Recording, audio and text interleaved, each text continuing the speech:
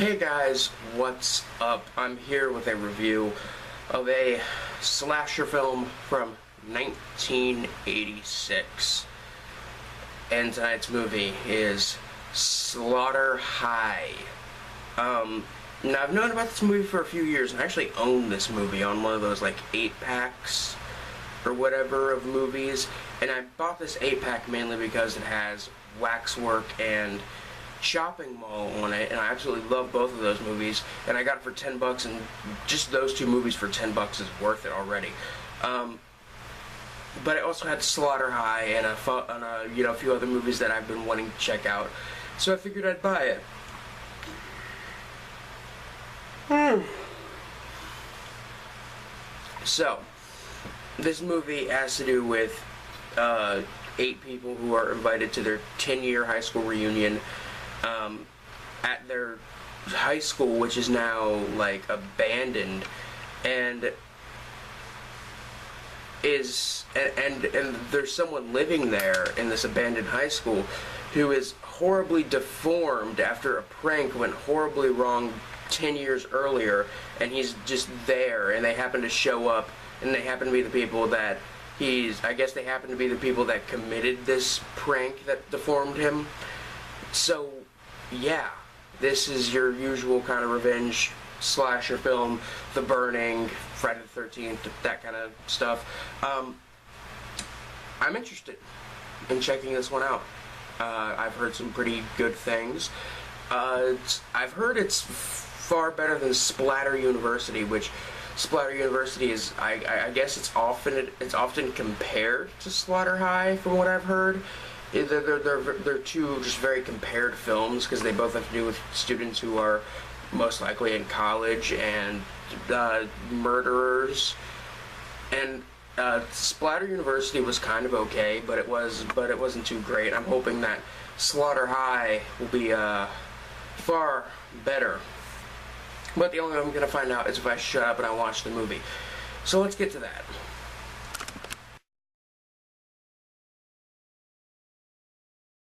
Okay, so apparently, and I didn't know this going in, this movie is actually an April Fool's Day themed slasher film, similar to the slasher film April Fool's Day. And another interesting thing is the original title for this film was April Fool's Day, and this movie came out the same year as the slasher film April Fool's Day. Just a bit of trivia for you.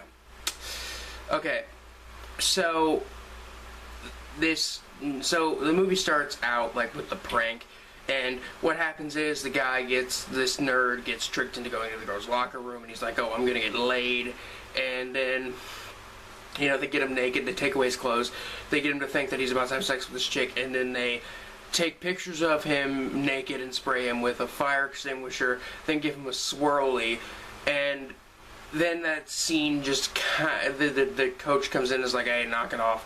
And then to like make it up to him, the jocks give the nerd Marty a joint that's laced with poison, and he gets sick and goes to the bathroom, and then one of them goes into the chemistry lab where Marty was working on something involving chemicals and pours this chemical into this solution Marty had, and basically it causes everything in the room to catch on fire, and Marty gets covered in nitric acid, which horribly burns his face.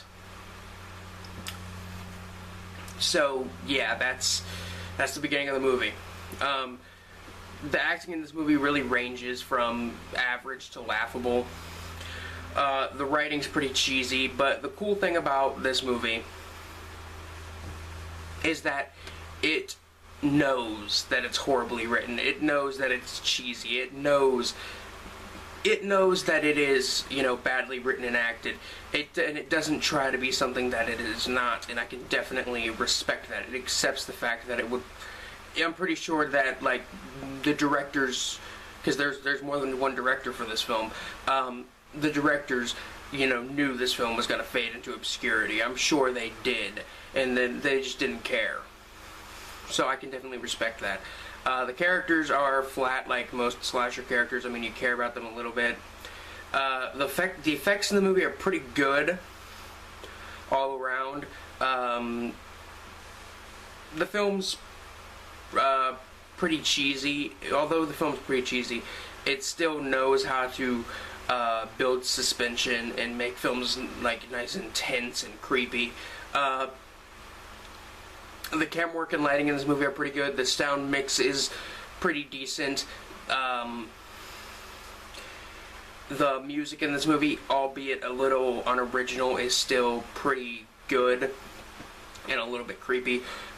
The kills in this movie are pretty original for the most part, and I honestly think this movie is pretty underrated and overlooked. It's kind of creepy at times. The kills are really original, and I would really like to see maybe, you know, someone do a special edition release of this movie, like I don't know, Scream Factory perhaps.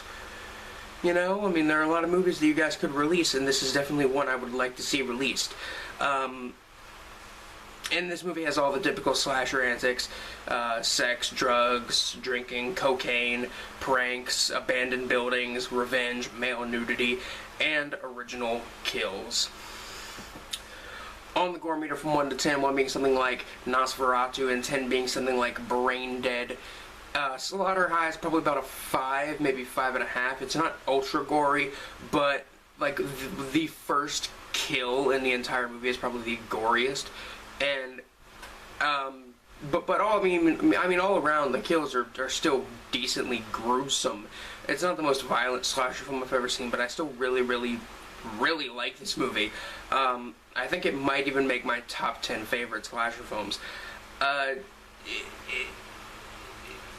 this is like the second good movie I reviewed for this weekend. So this means I'm probably due for a bad movie next. I'm really hoping and praying that the next movie I review is not going to be bad, but I have a deep, lingering feeling that it will be. 5 out of 5 stars.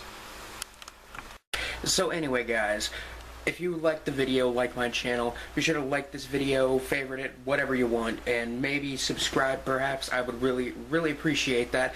And check the links in the description below. There are links to things like my Tumblr, Twitter, all that, Facebook. All that is in the description below. Hey there, kids. Do you want to get cool stuff in the mail like this? Or this? Or even this? Well then subscribe to Horror Block today. Have you ever wanted to do cool cosplays like this? Or even this?